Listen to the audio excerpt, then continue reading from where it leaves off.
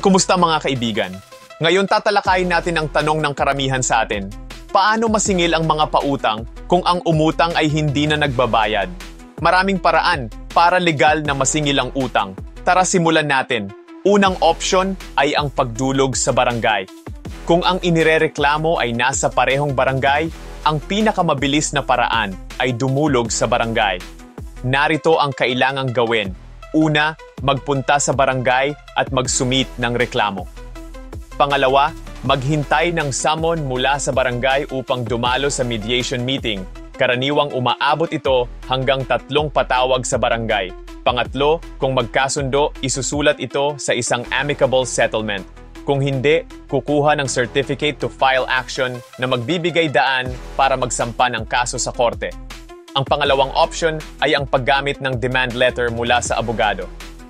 Sundin ang mga ito. Una, kumonsulta sa abogado para mag-draft ng demand letter. Ipadala ito sa inirereklamo na may taning na 7 hanggang 15 araw para magbayad.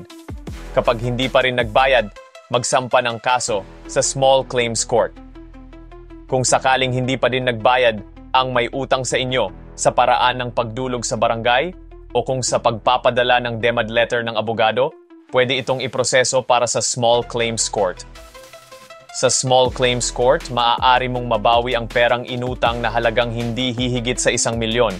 Ay file ang iyong claim kasama ang mga dokumento tulad ng demand letter galing sa abogado o kaya ay ang certificate to file action na galing naman sa barangay. Dumalo sa mabilisang pagdinig na karaniwang natatapos sa loob ng 1 o 2 araw. Kapag pabor sa iyo ang desisyon ng korte, maaari itong ipatupad. Kung hindi pa rin makabayad ang inirereklamo kahit na may desisyon ng korte, maaari kang mag-file ng writ of execution. Kunin ang writ of execution sa korte at ibigay ito sa sheriff.